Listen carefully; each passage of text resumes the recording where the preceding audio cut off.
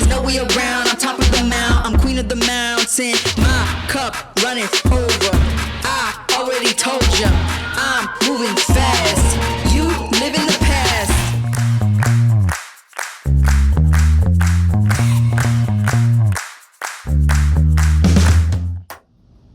All right, welcome back, hockey fans. We're here for season 2. And because nobody wants to talk about women's hockey, I've brought in Olivia King. Welcome, Olivia. Thank you. I'm very excited. Yeah, me too. You and I, we got connected this summer through your contacts at Devoneer, my friends at Devoneer, and have decided that the people need more of us. 100%. We just hit it off, so absolutely. Okay, so first I want to introduce you to anybody watching or listening right now, and give them a better understanding of kind of why we're choosing you, what else you're going to be doing here at YHH, and and how we're going to bring some value to our listener or our viewer. So let's just get started at the beginning. You are a goalie, and you've been playing your whole life. Can you tell me a little bit, just background, youth up to, I think you played as recently as a year ago? Yep, yeah. I got done this spring. So I played high school and youth in Brainerd, Minnesota.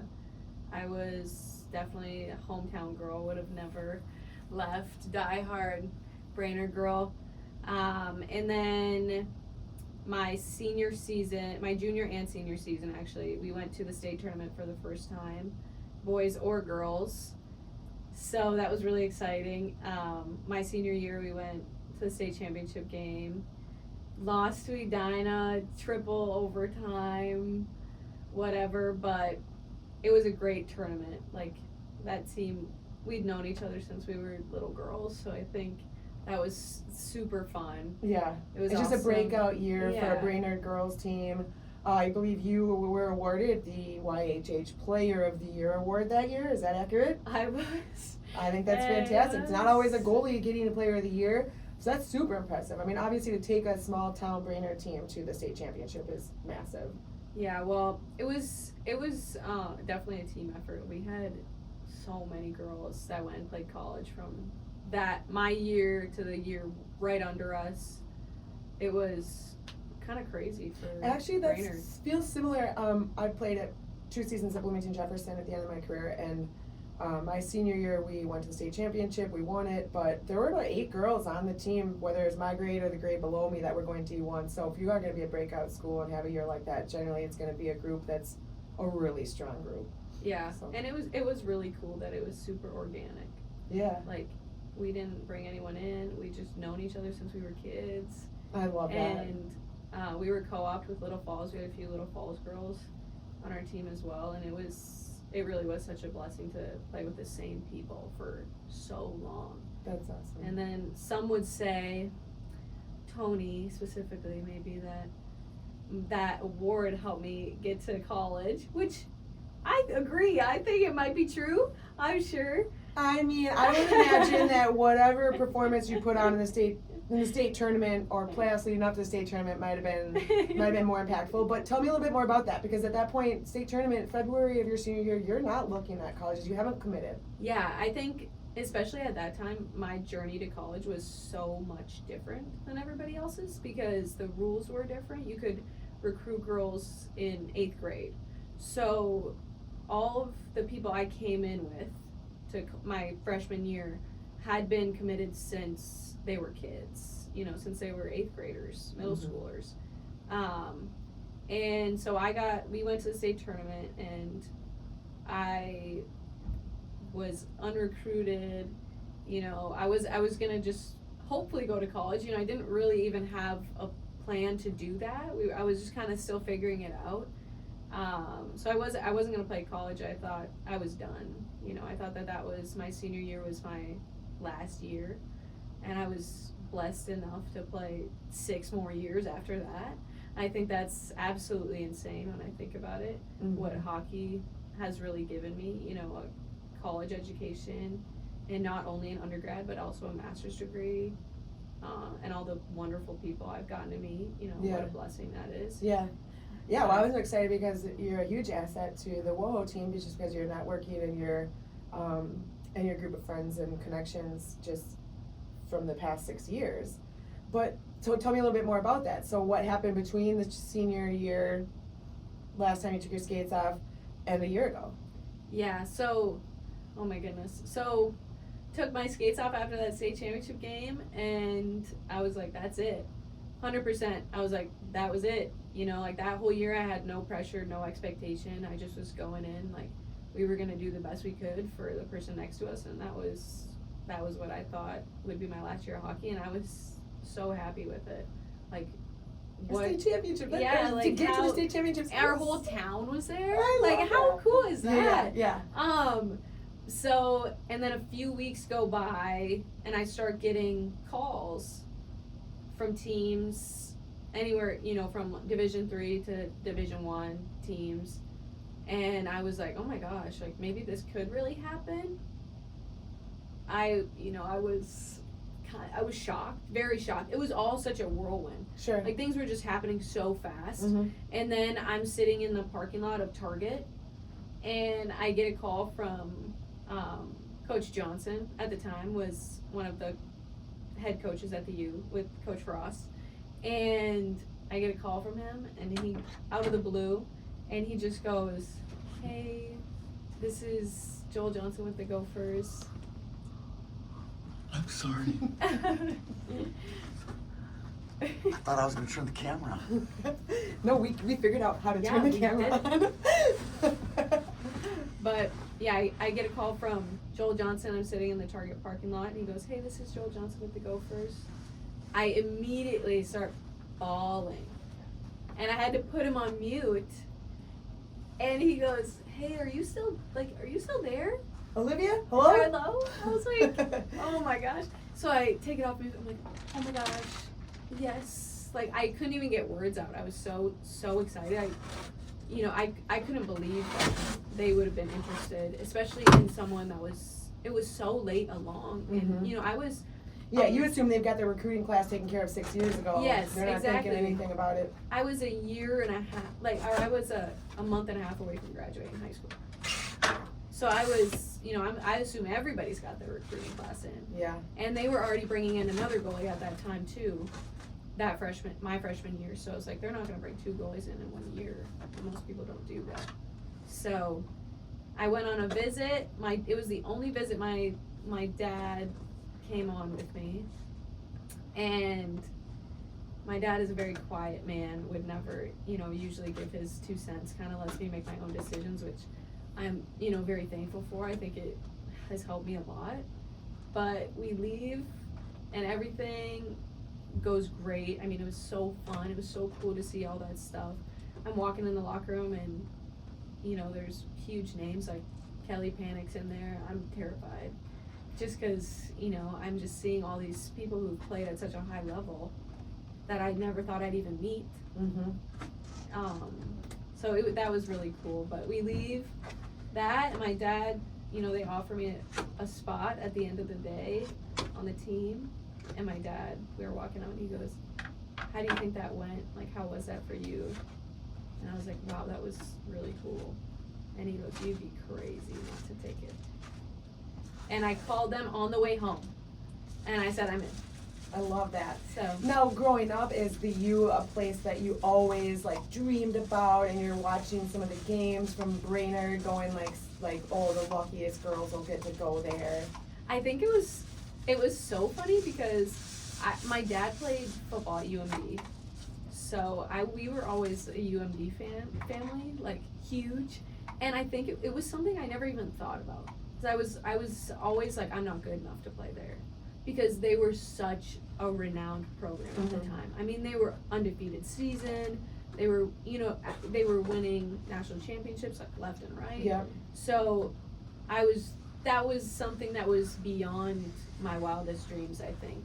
Something I thought that was most likely out of reach. Sure. So when it happened, it was just such a whirlwind, crazy. But I played 4 years, finished my undergrad at the Gophers, loved it, loved my teammates, coaches. It was an amazing experience. And then I went And I played my 5th year at St. Thomas with kind of like half of my OG coaching staff that recruited me Because to the Joel's U. over at St. Thomas by then. Yeah, So Coach Johnson was over at St. Thomas and Coach Browson was over at St. Thomas. Yeah. So it was No, was she like- coaching or playing at the U? She was coaching. Okay. Yeah. So that was really, really cool. When Yeah, they yeah. called me, I was like, oh, like you guys were, you guys gave me a chance when nobody really wanted to. What, I'm not gonna say no now. Yeah. Yeah. So I went over there, got my master's degree, played my 5th year, and then I actually retired. Like I was done playing, and I was happy. I was happy to be, I thought that's what I wanted. I had my brother and sister-in-law had their first baby in the fall. I wanted to make sure that I could be there as much as I wanted to. So when they did that, I was there for a month. And Yeah. it was such a blessing and such a gift. Is that in Brainerd? He's stationed in Louisiana. Oh, okay. He's in the Navy, so Okay. that was something I could never have done if I would have played my 6th year. And then Christmas rolls around, and then it just so turns out that the Gophers needed a goalie again. They had some injury, so I was like, sure, I'll come back. So mid-season, you come back, re-roster with the Gophers on your 6th season, Yeah. midway through the year.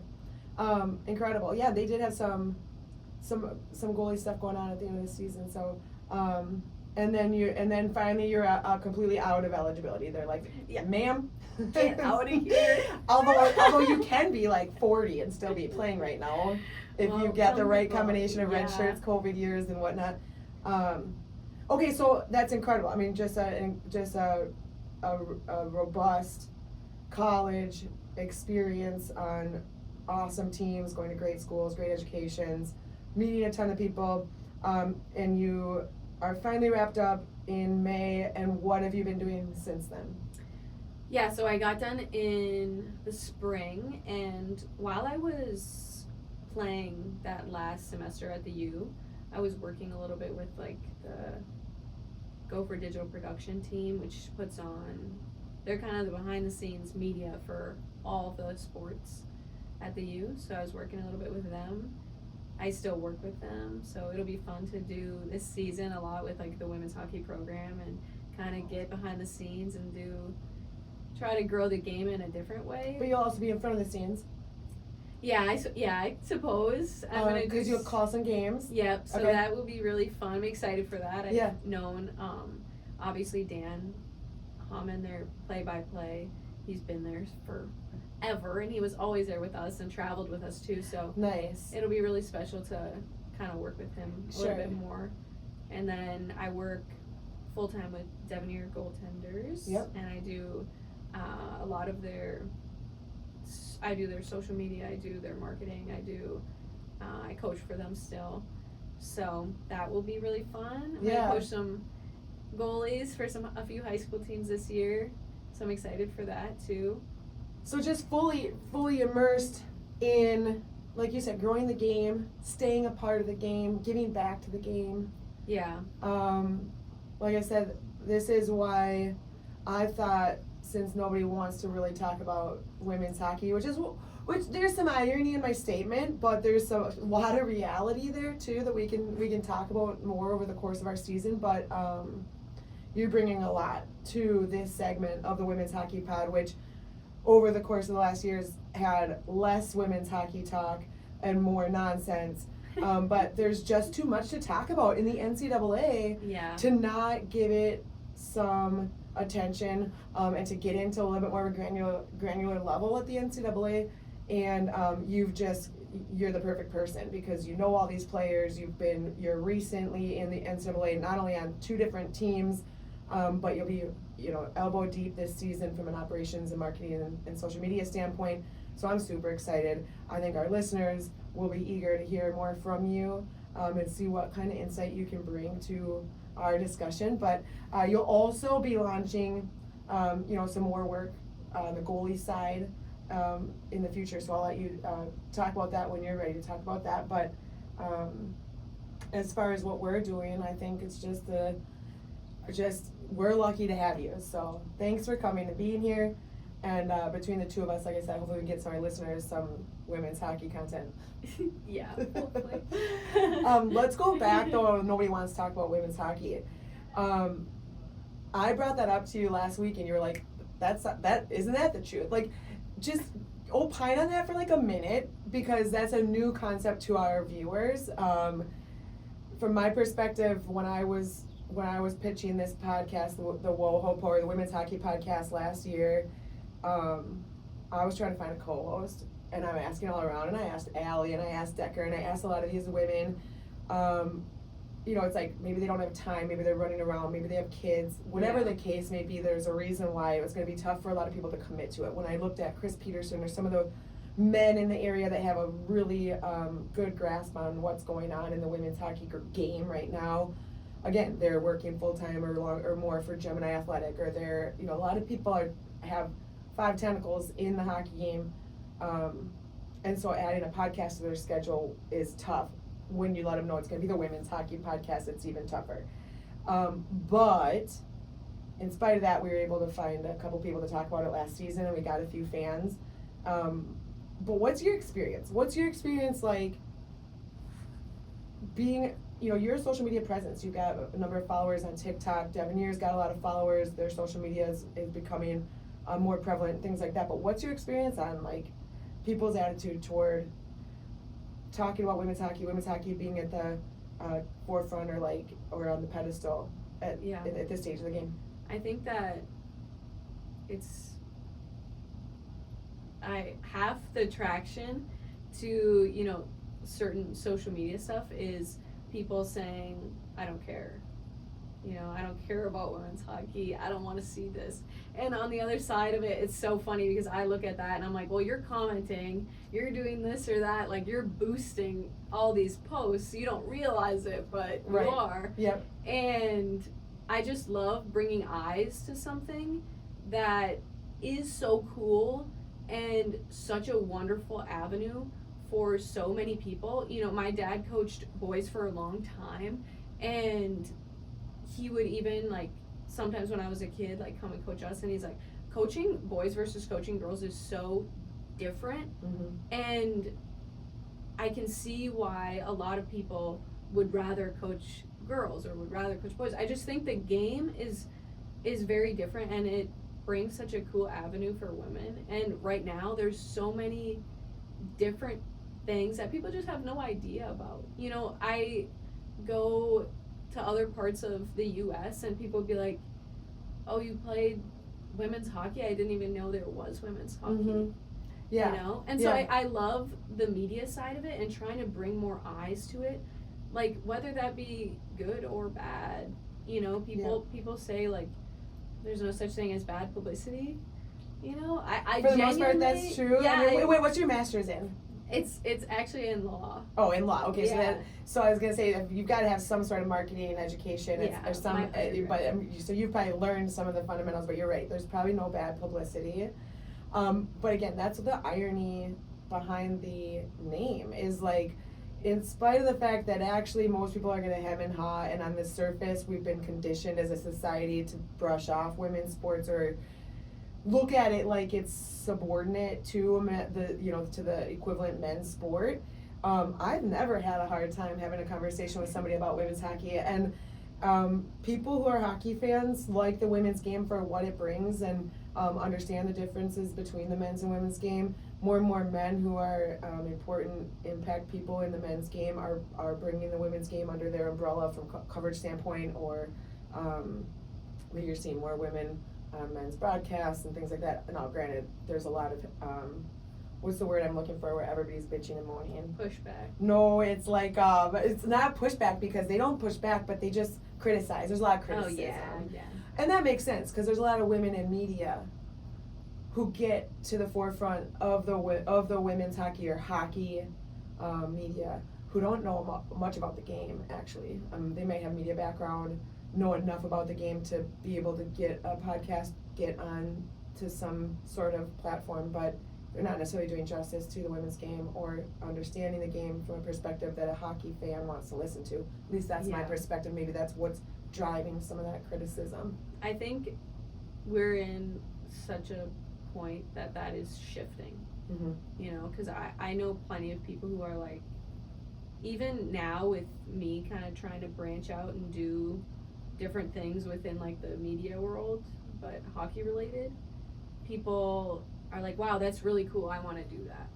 I would love to do something like that.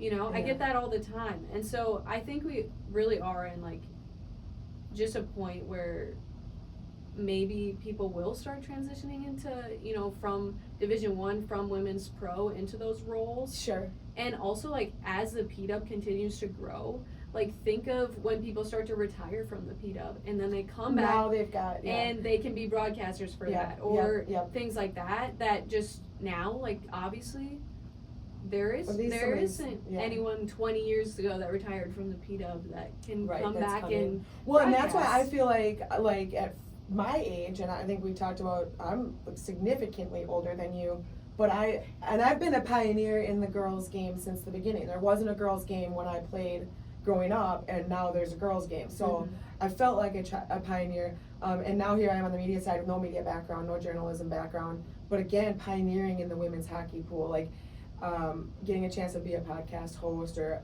on the media side on the hockey front. So I feel fortunate from my perspective, like being an old log, I get a chance to take on some of these roles that aren't being filled by these retired PWHL players, which, you know, if you're a man in hockey and you didn't make it to the USA level because you drank too much in college like I did, you're not on a podcast right now. Maybe Robbie Gucci, but like he brings other, you know, other dynamics that people enjoy, but like, yeah, I feel fortunate as well to be able to pioneer areas of the women's hockey game that are just specifically due to my age and era. Where I could cry all day that I don't get to play in the P-Dub, but these girls coming out of the P-Dub now, only one's going to be a podcast host someday. They don't all get to be. So I guess I look at it like a blessing too. So yeah, you're right. I think there's going to be more women in journalism and media on the women's hockey side that bring more eyes because they know what they're talking about, because they've got experience. And there are plenty. I mean, you look at Winnie Broach, she's done the women's hockey, or the girls hockey announcing for the 20 whatever years, you know, the everybody gets her perspective. Or Sarah Nurse is on ESPN, or you see some players that have Gigi Marvin. She's done a great job for the P-Dub, and I believe she was with the Gophers at some point a while ago. I think she did a little bit of stuff with them too. So yeah, there are more roles available for women to showcase their ability to talk hockey, but generally speaking, again, it's still that nobody wants to talk about women's hockey attitude that it's easy to joke about almost because it's so prevalent or so obvious sometimes. I think one of the most popular sweatshirts, are you seeing these everyone watches women's sports? Yes. They're very, very popular. I see those everywhere. Necklaces, yeah, t-shirts, that's this latest everything. push. I don't know the validity of it, but either way, we're helping the mission, right? Yes, exactly. And you'd love to see it. And it wouldn't it be like so funny, like, because nobody wants to talk about women's hockey, like a sweatshirt with that. We just like Abby Murphy wearing that sweatshirt. I'm gonna get like a just, trapper like, keeper. funny. Yeah. Like, you know, like people, it's kind of catchy, kind of true, kind of ironic. Yes, exactly. I think it's funny.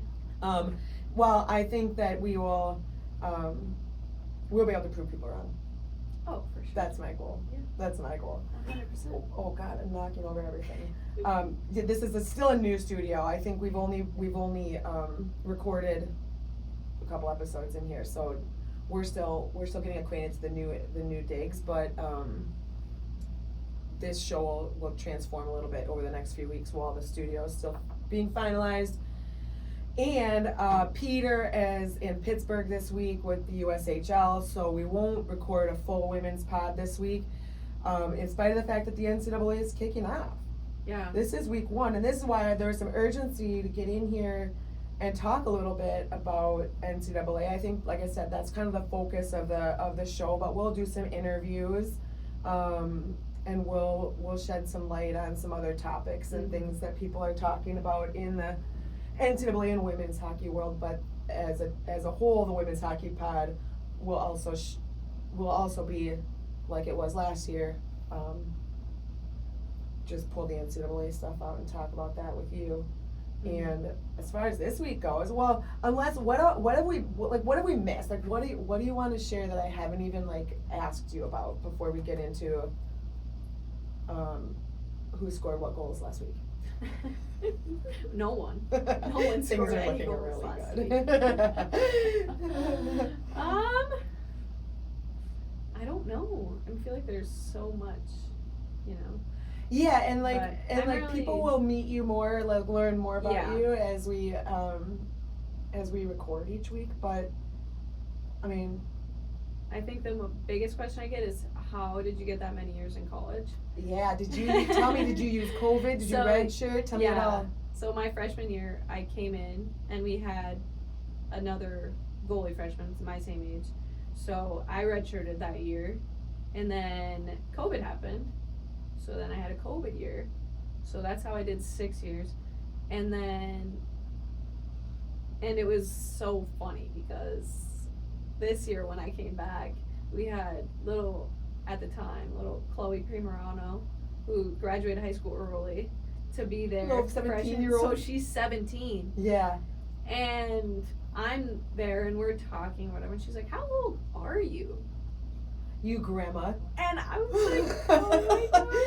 And I didn't really know that she was like younger than A younger normal than freshman. a true freshman. Yeah. Like, And so I'm like, "Oh, I'm 24." She's like, "Oh my gosh!" I was like, "How old are you?" Yeah. 17. Oh I was my like, gosh. Oh my gosh. Yeah. We like did the math and we're like, you were in, gosh, I think you were in 7th grade when I started. She goes, I was in 7th grade when you started playing college hockey. Yeah, she's like I wearing was like, your that's jersey on her criminal. back. Yeah. That's criminal. I know, like, can we Like, get a lawsuit over? Is it? No, okay, just check. I was like, that's insane. Oh, and she is such a good player. Like, she Yeah. 100% deserves. Like, she should have been playing at that level. She's unreal. Right. But it yeah, was there's so some age funny. gaps with the COVID and the Mhm. red shirt rules. Now the NCAA is going to implement a new rule this year. I think so. It's just like that standing 5-year Yeah. rule. Doesn't matter how many injuries, red shirts, Olympics. Doesn't matter what you've done from the day of your first day of eligibility. You only have 5. Yeah. And we'll see less of this. Grandmas in the league or whatever, but. And it's definitely starting to die out, like the 5th year. Right. Yeah. But it's benefited a lot of teams. I mean, teams really pick up players. Wisconsin, Ohio, Minnesota, Duluth. A lot of teams that benefited big time from grabbing a player from Colgate or Boston and bringing them over Transfer for last year or transfer for WCHA transfers. I feel like it totally changed the game for people who were thinking about transferring. They were like on the fence, but they were still doing their undergrad. Like, that's a huge pull to stay because you're like, I don't know how my credits are going to transfer. I don't know how this is going to work out. I don't know how this is going to work out. So, but when you do your 4 years, you graduate, it's like, why wouldn't I go try somewhere else for a year? Yeah. And I think for me, personally, I had a very different experience than, a lot of people do. I was very fortunate for that.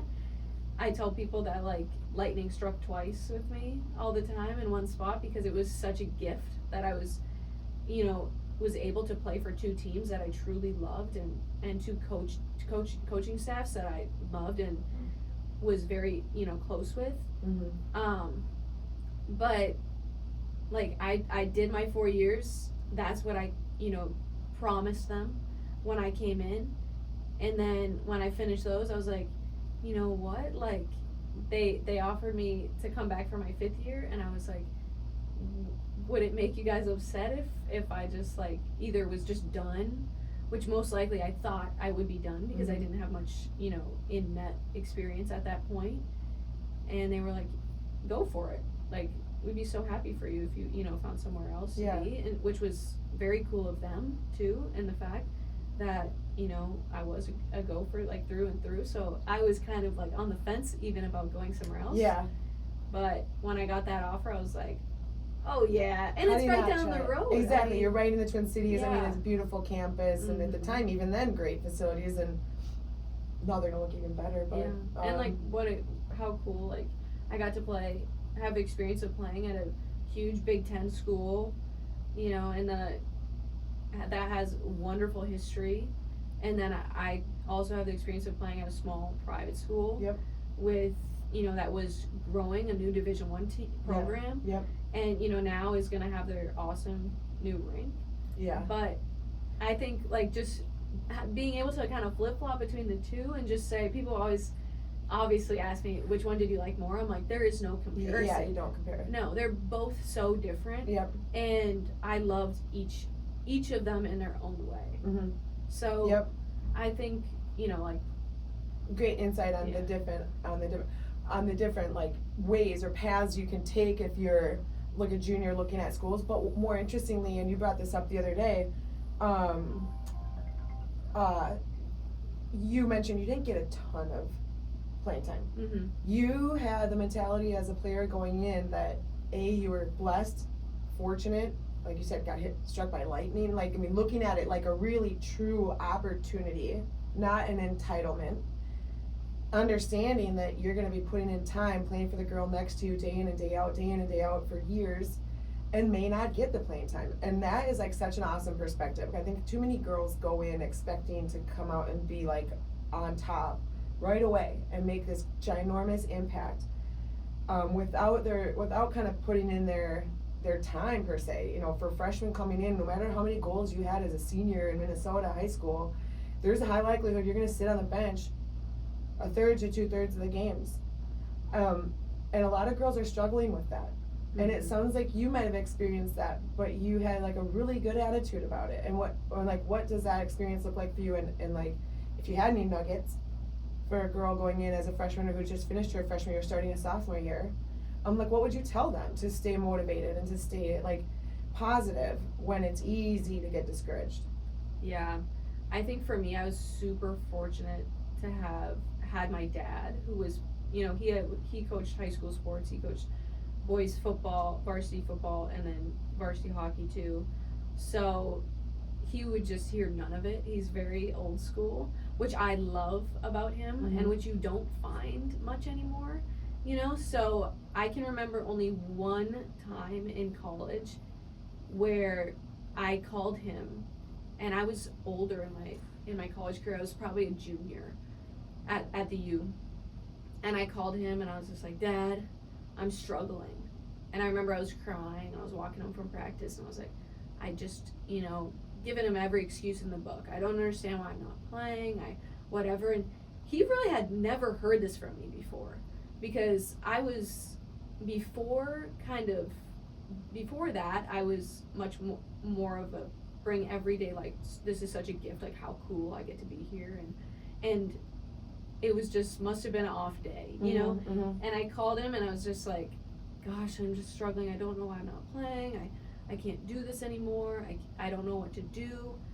And he's sitting on the other end of the phone, just silent. I know he's fuming when I look back at it. Listening to you bitch and moan. Yeah, and he goes, then just quit. And I'm sitting there on the other end of the phone, and I'm like, obviously that's not an option. Like, and I hung up on him. And I would never, normally never do that to my dad. My dad and I are very, very close. It's just him at home. So, like, I'm sure he was just like, both of us, we were just like, and I'm thinking about it the next few hours, and I called him back, and I was like, I'm so sorry. You were right, and you'll never hear that from me ever again. Yeah. And so I think a lot of it is like the message that you are receiving from your inner circle. Yeah. Like who you're talking to, and interesting perspective. Like what you're getting from them, because even if it's other teammates or other friends or things, and those are the people that you are going to and you're saying, hey, like, I'm not playing, this sucks, I'm tired, I'm this or that, like, what do I do? And the other person is feeding into it, mm-hmm. and giving you that you should be playing, you should be doing this, you should be this or that. And I am not obviously against advocating for yourself in any way, but I do think there is such a benefit in having people that are, in your corner or sitting beside you that are saying, just go get them tomorrow. Mm-hmm. And you never know what tomorrow's gonna bring. Mm-hmm. So yeah. I think, with anything, it's just the people that you surround yourself with. Yeah. And that is the most important thing about sports too. You know, just having a good mindset about it. And obviously, like even like that phone call, like I wasn't perfect with it, and there were hard days and ebbs and flows in the season gets long, but overall I think I knew from the get-go that me going to the Gophers or me playing college hockey, I was never gonna be like the best goalie in the world. You had reasonable expectations going in. Yeah. I mean, it sounds like you maybe even undersold yourself at some times. So I knew what I wanted to get out of it, and that was connecting with a bunch of amazing people who I would have connections with the rest of my life. Mm-hmm. So, and I look back on it now, and I'm like, everything I got out of college hockey was perfect. That was like that was amazing, and what a blessing to me. So that was really cool. And then I went to St. Thomas, and I started in my first, college game, our first weekend, and Coach Johnson didn't even know that was, he pulled me into the room, and he's like, hey, Kinger, like, you're gonna get the start tomorrow. And I'm holding back tears because you put in a lot of work. I was like, it's been, almost, it's been four years, and I've never started a game. And he didn't even know that. Then I remember after the game, we were talking, and I was like, that was my first college start ever. And he was like, are you kidding me? Like, and like you're like coming every day, working your ass off, positive attitude, best friends with everybody, taking photos, and you're just like so perfect, and like you're not, none of it has to do with because you're getting recognized week over week on WCHA.com. None of it's for any of those reasons. It's like because you love hockey and you're a good person. And that was a really cool moment, because he was like, I had no idea, like, just because he left. I think it was he wasn't there my junior senior year. I'm pretty sure those 2 years, both him and Bethany. So he just assumed, that I had started a game in one of those years by then. Yep, yeah. And so that was a really cool moment, and then a huge moment for my family too. My dad was there, and he obviously, like I said, is such a quiet man, and he even like shed a tear my first red shirt exhibition game as a Gopher. Yeah. Like after the game, he was just like, I'm so proud of you, like everything we've ever been through is worth it to see you in that jersey. And so for me to start that game at St. Thomas, our first weekend, like home opener, that was really, really cool, and it's amazing that my family could be there as well. Yeah. But I think it was such a, it was a long journey, but it was really cool that I have, I've transferred to a school. I've been a true freshman. I've played my 4 years. I've graduated. I have my master's. I've like so many different perspectives. I think that is such a gift, because I'm able to connect with different people for different reasons. Yeah. So all these girls coming out of high school and going to these schools are having their experiences, and there's probably a piece of each of their experiences that you can relate to, and super fun. Well, and I think that we'll see you talk to some of these girls. We'll interview some of these players over the next several months and learn more about them and see what their journeys look like. But I think you'll have a lot to provide these girls. I just think that your attitude, from what you're reflecting on going into your college experience, but your retrospect after the fact is really valuable. I think there's a lot of players that could take a little attitude shift, take a page from your book, and enjoy their experience a little more than maybe they are, because it's short and sweet if you don't, and you don't want any regrets. Yeah, exactly. And look at these freaking jerseys. Like you said, I mean, to be able to put a Gopher jersey on is a lot of hockey players' number one lifelong dream. Boys or girls. Yeah. As a matter of fact, I mean, I grew up huge fan of the Gophers. Obviously, they didn't have a women's team. It was the men's team that I followed, but I believed I could make the men's Gopher team. I thought I was making the Minnesota North Stars for most of my squirt season. So nothing's holding a brain back, regardless of gender at some point or another. But you're right. Your dad's right. To see you in a Gopher jersey, how freaking cool. So thanks for sharing back some of your story and some of these nuggets. Like I said, to our listeners to understand kind of where your background has been and what you've experienced, I think builds a little rapport with them, But that's why I wanted you here, because like, get in, bitch. We're gonna start talking about NCAA hockey. Get in, bitch. We're going shopping. I'm like, everybody's talking about get in, bitch now. Like we were already getting We in. invented We were that. already getting in a long time ago. We're on our way, and these guys are just talking about it. Okay, meat and potatoes, guys. Like every week, I won't ask Olivia, a bunch of questions. That combines goalie and Olivia. If you didn't. Okay. Oh. I'll only call you Olivia when I'm mad. Perfect. All right, the week's getting kicked off tonight. There are a number of exhibition series. There's a couple of NCAA series, and a couple one-off games around the country. Nothing massive to talk about per se, although I saw 2 like top 12 matchups. So St. Lawrence will play Colgate tonight, and UConn and Quinnipiac will play tomorrow. So those are exhibition games for top 15 teams, top 12 teams playing each other. Preseason standings are out. Rosters have shaken out. There's plenty to talk about. Yeah, I can't believe that it's already opening weekend. I feel like it just went by so fast, and this year is going to be so crazy with the Olympic year. Okay, huge topic. Olympic year, there's going to be college players from almost every team heading to different countries to play for their respective Olympic teams. The United States and Canada are doing a no centralization situation. Mm-hmm.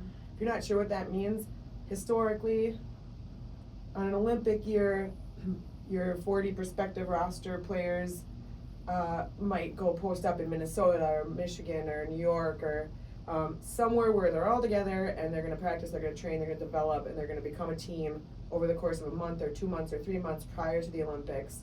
And it's a great way to gel as a team. It's a great way to create your lines and your dynamics.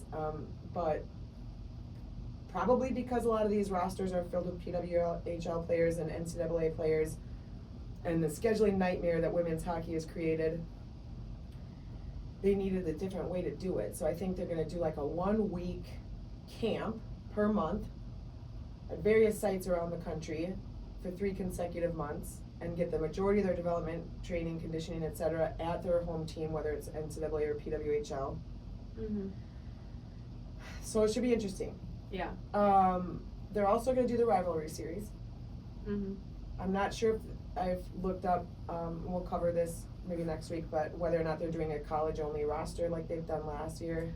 Yeah, I'm not sure what they're doing this year for that. And I think it's only a 2-game series. I think the rivalry series is important for some reasons, but I get frustrated that every roster has the same like last names, and so that's why we can't have anything. Because you can't have Kelly Panic in 3 jerseys on the same night, and they're trying to get Kelly Panic in 3 jerseys on the same night.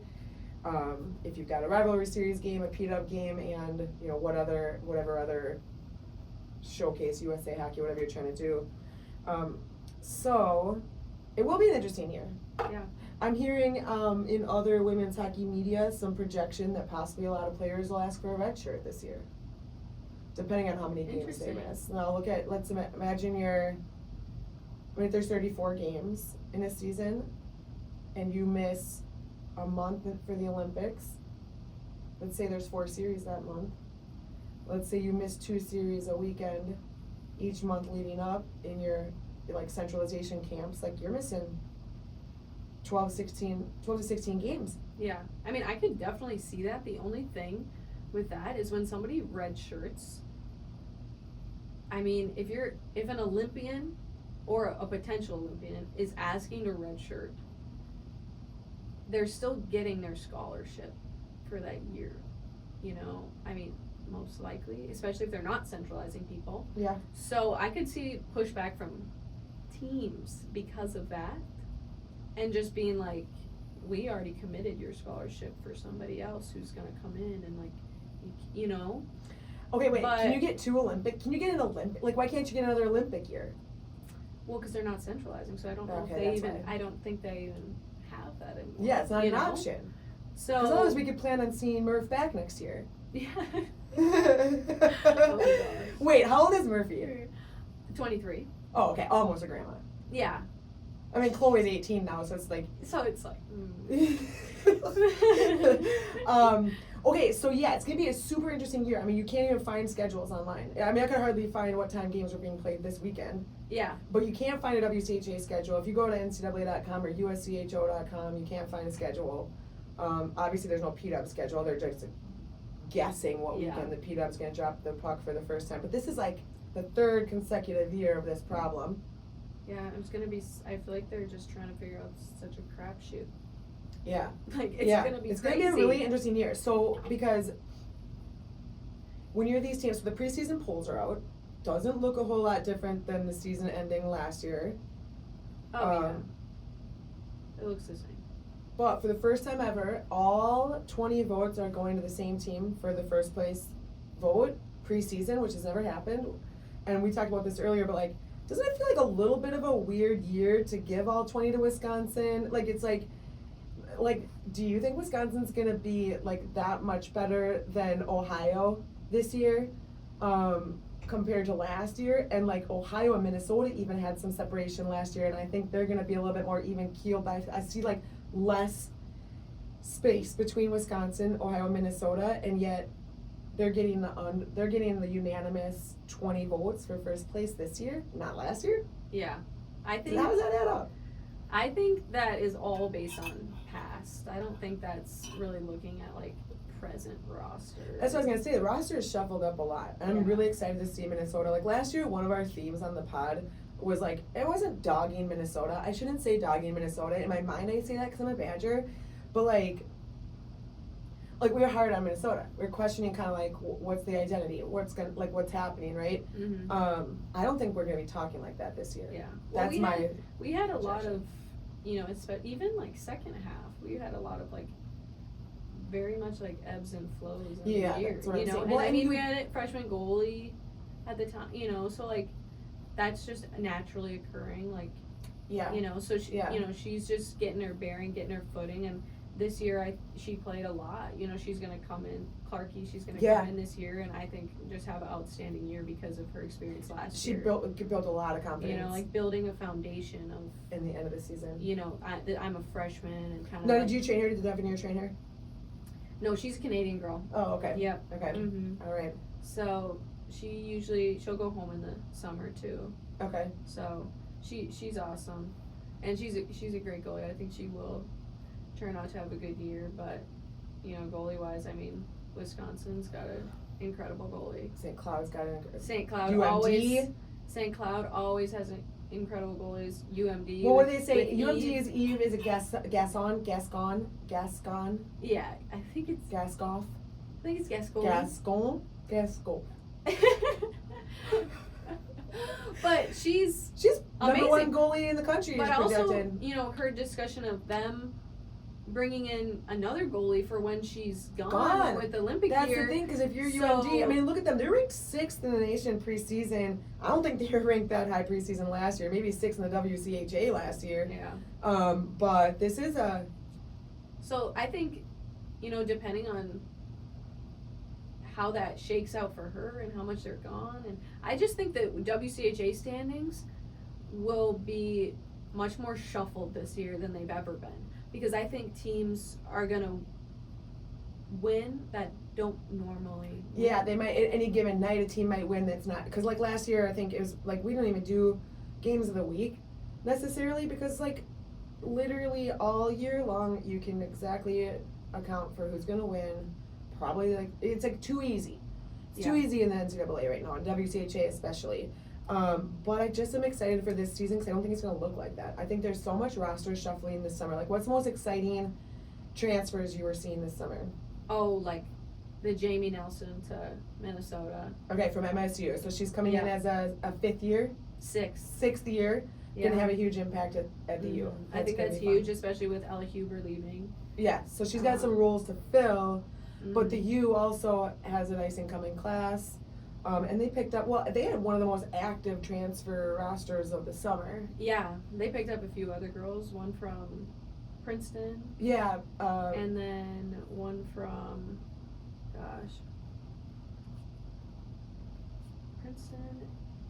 What did we say? Oh, it was like a name I can't remember. wasn't Boston. Yeah, Boston.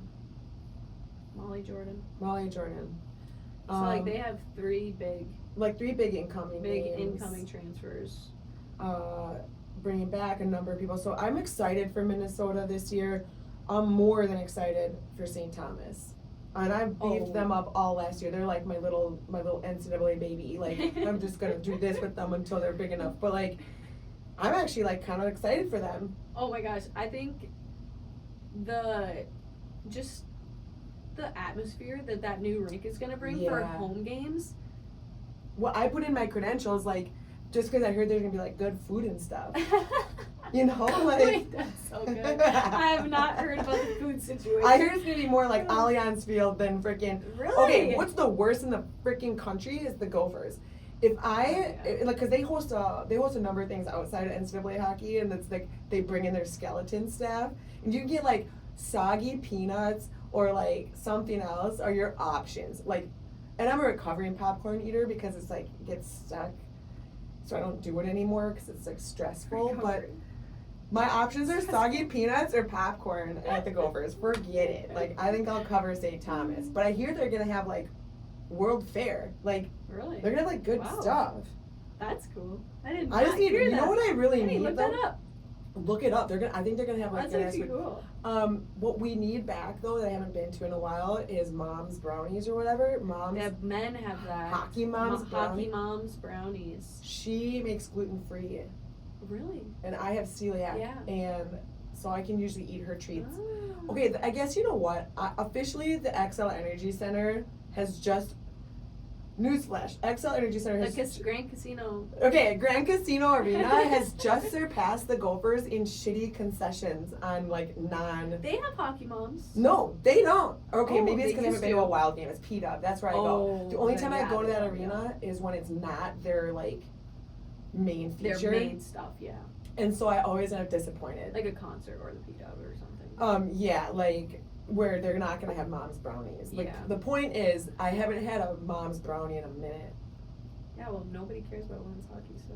That's why they don't even set up freaking brownie stands. That's what's such bullshit. It's like some of us care about it and want gluten-free brownies while we're enjoying the game, and Mom is not even here. And Mom's not even here. Where is she? Fuck, Mom. I never know what she's doing. So you can catch me at some St. Thomas games this season, eating whatever they have. I'm excited for that. But okay, because now they brought in twin sisters from MSU. Yep. They're gonna be really strong on their blue line. Mm-hmm. They did not graduate many girls. Am I wrong? No, you're right. They only had a few graduate, and I don't think any major. Who's gonna start? Danny Strom starting net? Well, their goalie situation, they have 4 goalies right now because they brought in a transfer, and then they have the new freshman with Nora Hannon. And then they have Maggie, who will be a senior, Okay. and then Danny, who will be a Junior. no, sophomore. Sophomore. She's still young. That's right. But She said it should stand on her head as a freshman. oh, unreal. She had a crazy year. Such a crazy year. So fun to watch her. Yeah, she's great. Okay. And we train her, so it's fun to see her and Nora on the ice all the time. Yeah. And then their transfer, I think she's Mercy Hurst goalie, Okay. and she played minutes for them. Like, she was a good goalie for them. So I think with bringing her in, their concern was just because Danny had surgery. Okay. So just health-wise, like trying to keep Danny as healthy as can be. Mm-hmm. And then the transfer, she just has 1 year left. Okay. So, So you know, perfect time like- to transition Danny into a full play of 2 seasons, and then Mhm. Nora as a junior by the time Danny's graduated. Yeah. It's good- So I don't good know how stuff. that's gonna look for them. Well, if now they they're got gonna- Allie Altman. Yes, and so Allie will be their goalie coach this year. Allie's going to coach the U.S. Olympic women's hockey team as a goalie coach. Mm-hmm. She's a co-owner, Devanir Yep, of goaltending, Devanir. and she connected us. Yep, that's how Josie and I met. That's how we met. It was a So- little golf course tryout. You're just immediate best friends. That's the thing. Golf foursome? F that. I need a co-host for my podcast because fucking nobody wants to talk about women's hockey. We're just hitting like 14 times throwing the ball on one hole. Foot wedging. Just- Didn't we get honked at by people? Am I wrong? We did. The people were like honking at us. Hey, you can't be perfect. We can't be good at everything. That's the thing. They need to cut us some slack. Yeah. They need to cut us some slack. So just immediate connection. Immediate. But, yeah, for Immediately. that goalie squad, I foresee it as trying to keep Danny as healthy as can be, and maybe her in the transfer splitting.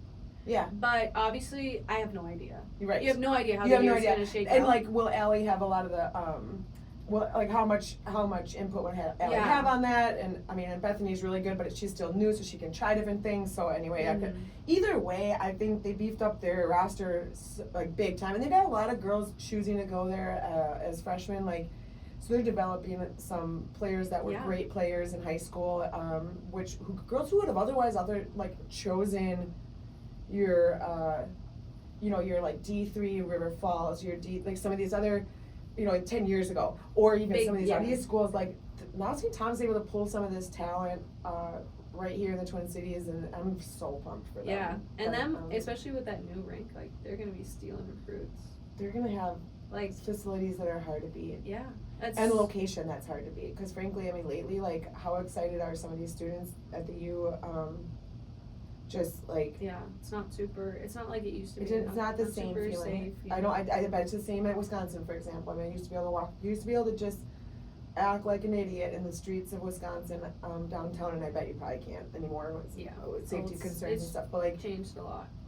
yeah. So anyway, St. Thomas has a lot going Yeah. for it, so I'm excited to see what they're gonna do. But St. Cloud State University, they're also gonna be fire. They lost a goalie, but they picked up a coach in Mira, who we'll talk to next week, but an all-female coaching staff, a group of women who are friends, who go back, who have a history of wins and a history of success. Mira, whose focus is on development, and I don't think St. Cloud's going to be somebody to talk about throughout the season, I think, as well. Yeah, I agree. And like how legendary of them to have the all women's coaching staff. Well, for the first they're time the ever. only, like this. Yeah, first St. time Cloud's ever. First time ever, and I mean, I don't For, know how many like, I all think in the female coaching staffs. WCHA. Yeah, Like, there aren't many I think. at all, and she's proud of it. I mean, she was Mhm. specific in, in taking that role, knowing that there's women there that she's worked with, and knowing that it's an all women staff. So I think Mira does such a great job for the women's game and for women in general. And I coached with her all summer.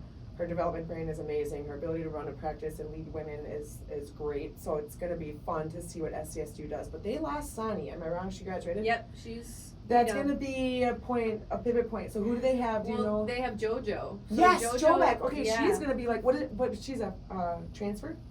No, so JoJo, so last year she redshirted the year, if I'm correct. Yeah, she redshirted the year 'cause she was in nursing school. Okay. And But she's on the Olympic camp roster, isn't she? Or no? I don't Is know. it just Eve and Ava? She might. Well, See, I Eve think- is not U.S. Where is Eve?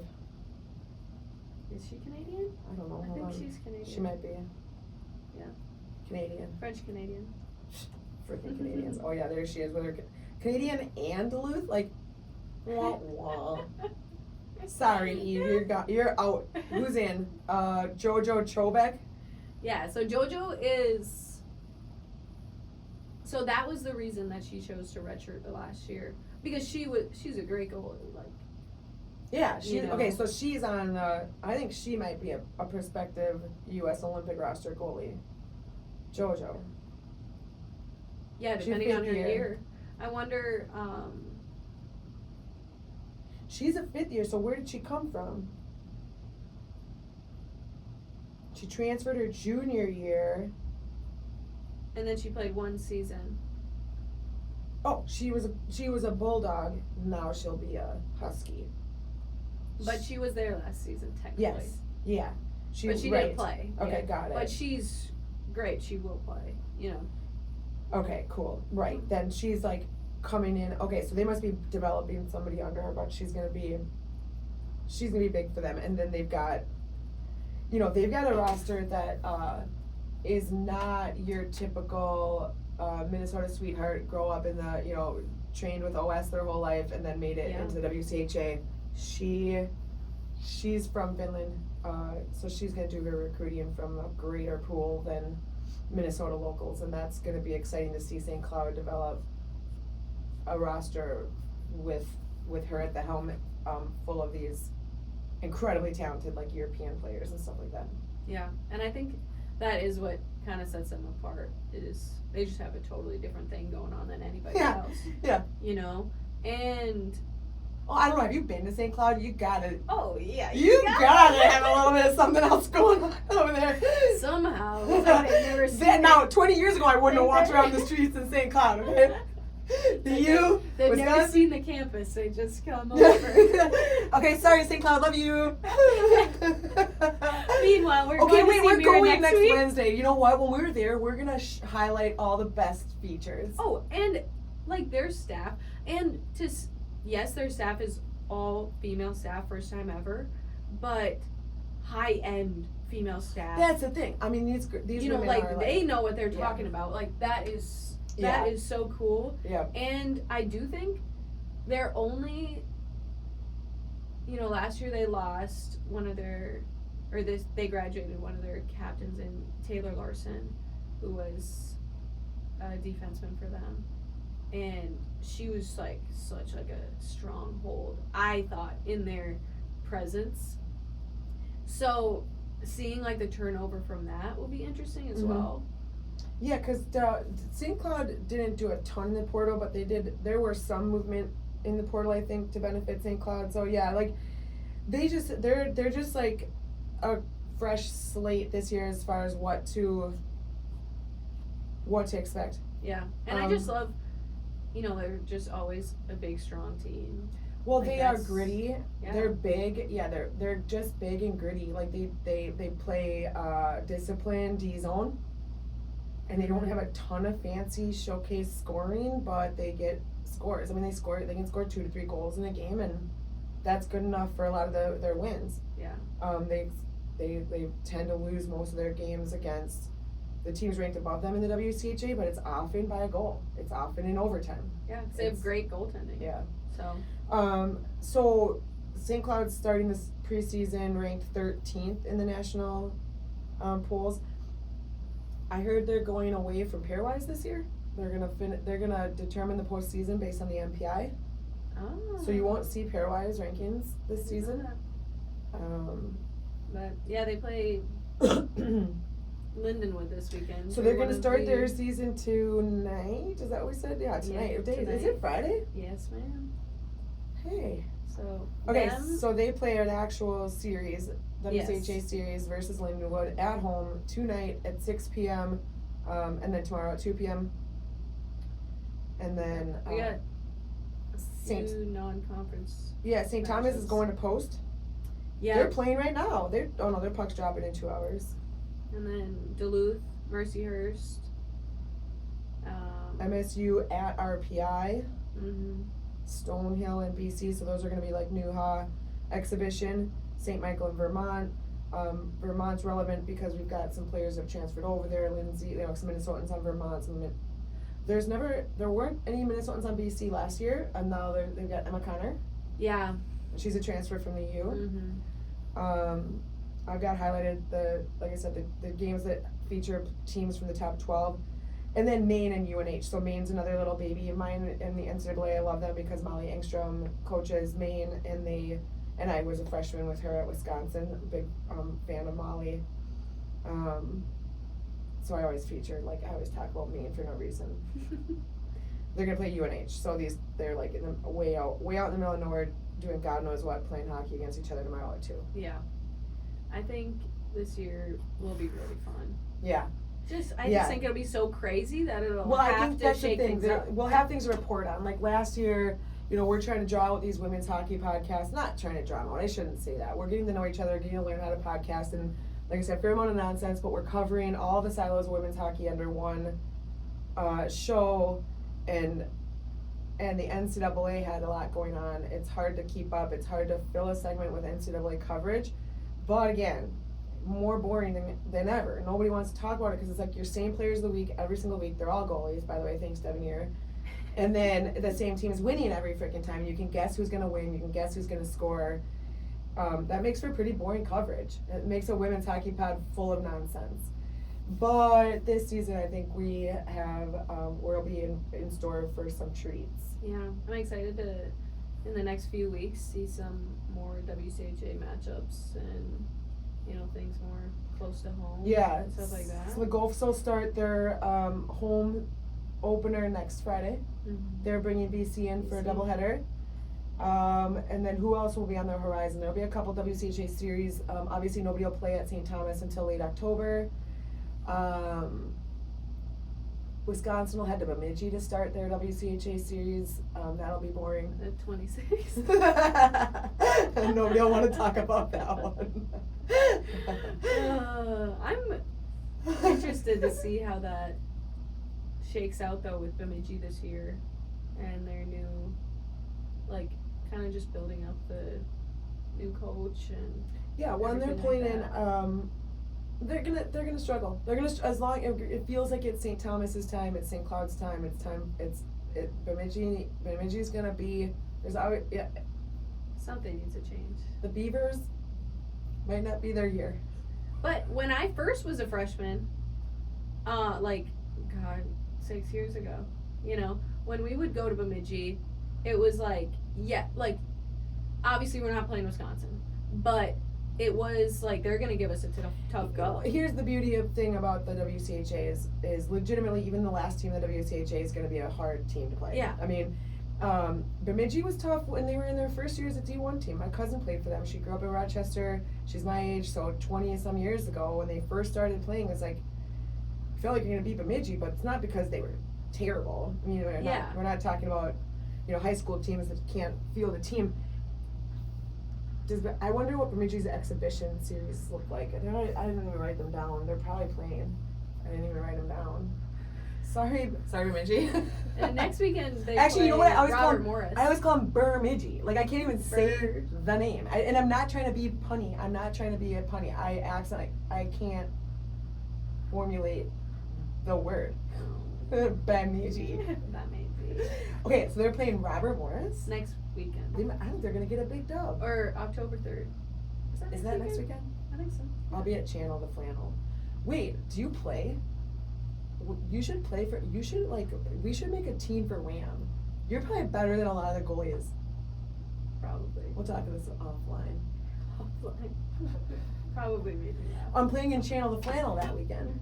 I'm not even gonna be covering hockey. I'm not going to any games. You're just playing? I'm just playing. Where is that? That's gonna be in River Falls. Ooh, that'd be fun. I know. I'm putting an exhibition team together. I've won this one before, but they give you $100 if you win. Each? No.